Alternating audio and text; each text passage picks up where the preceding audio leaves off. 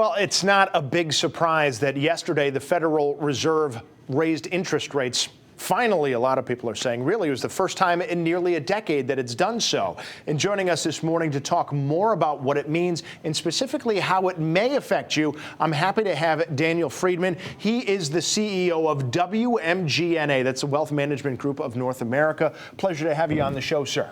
Thank you. Thank you. Glad to have you here. You've been trying to give me as much of a primer as you could right here beforehand, but I'm trying to figure out what's the broadest brushstroke we can start with for people who don't understand economics out there. And I'm guessing don't panic is first and foremost what we need to get. Don't panic is always a good suggestion in any stressful situation.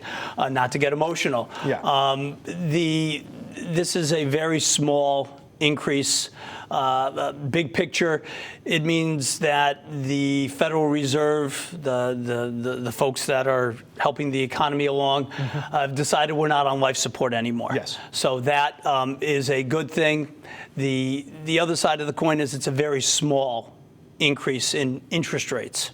The short term, the lending rate, the overnight lending rate is what it's right. That's specifically what it's called. The overnight lending rate has gone up from a range of 0 to 1/4%. Now it's 1/4% to 0.5%. And we expect that this is the first of a number of raises that are going to happen over the next couple of months or years?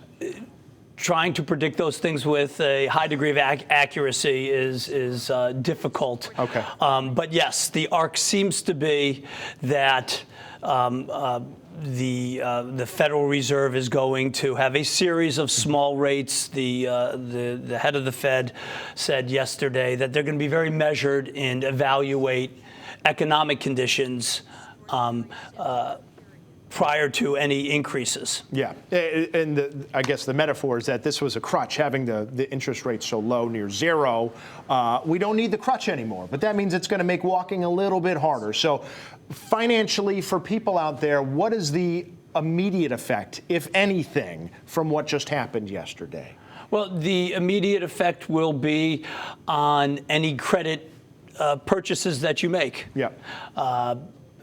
Automobiles. New cars probably won't see a big increase because the captive financing that the automobile makers have, they make the money on the sales. Used cars, you're going to see an increase. Again, we're talking very modest. It won't be immediate. Yeah. The immediate increases you'll see will be in credit cards. Okay. Those will immediately go up. If you're at the average credit card now is 11.61%, you should be paying that down anyhow. Yes. This hopefully will give you an incentive to say, let me pay this thing down. You know, it's sort of a bang in the head here. Home equity lines of credit that are tied to the prime or which is what the prime interest rate, those will go up. A lot of home equity lines of credit were given out in about 10 years ago. Yep. So your interest-only period is going to be expiring and rates are going up.